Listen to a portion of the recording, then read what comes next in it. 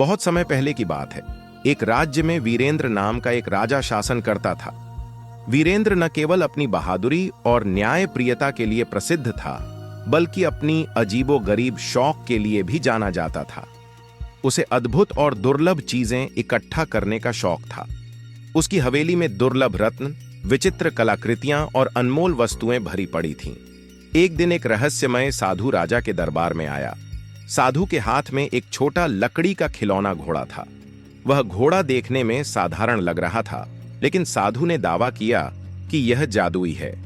राजा ने साधु से पूछा, यह खिलौना घोड़ा किस प्रकार जादुई है? साधु मुस्कुराया और बोला, महाराज, यह घोड़ा साधारण नहीं है। इसे यदि सही मंत्र के साथ सवार किया जाए तो यह उड़ सकता है और आपको दुनिया के किसी भी कोने में पलक झपकते ही पहुंचा सकता है। राजा की आंखें चमक उठी। उसने साधु से घोड़े का प्रदर्शन करने को कहा। साधु ने मंत्र पढ़ा और घोड़े की पीठ पर बैठ गया। देखते ही देखते घोड़ा हवा में उड़ने लगा। सभी दरबारियों और राजा ने यह चमत्कार देखा और आश्चर्यचकित हो गए। राजा ने तुरंत साधु से कहा, यह घोड़ा मुझे दे दो।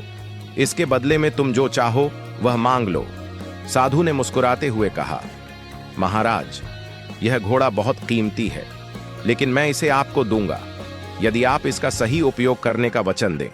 राजा ने वचन दिया और घोड़ा खरीद लिया। घोड़े को पाने के बाद राजा बहुत उत्साहित हो गया। उसने सोचा कि वह इस घोड़े के माध्यम से अपनी प्रजा की समस्याओं को हल कर सकता है और अपने राज्य को बेहतर बना सकता है।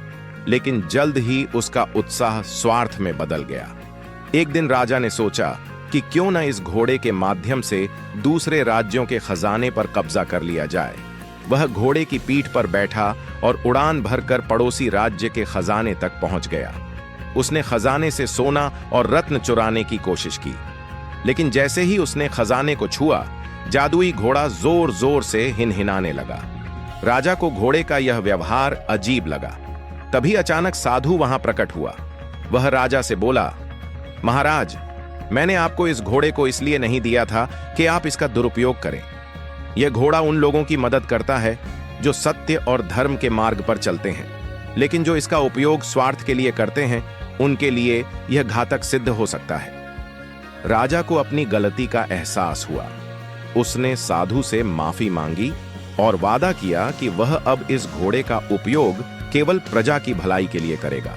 साधु ने राजा को क्षमा कर दिया, लेकिन एक चेतावनी दी कि यदि वह फिर से अपने वचन से भटका तो घोड़ा उसे हमेशा के लिए छोड़ देगा।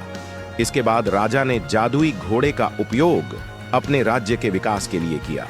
वह घोड़े की मदद से दूर दराज के इलाकों में जाकर प्रजा की समस्याएं सुलझाने लगा। घोड़ा अब न केवल राजा का बल्कि पूरे राज्य का प्रिय बन गया। राजा वीरेंद्र ने अपने जीवन के बाकी दिन न्याय और परोपकार में बिताए। जादुई घोड़ा उसके लिए एक सच्चे साथी और मार्गदर्शक की तरह बन गया। इस तरह राजा और जादुई घोड़े की कहानी पूरे राज्य में प्रेरणा का प्रतीक बन गई।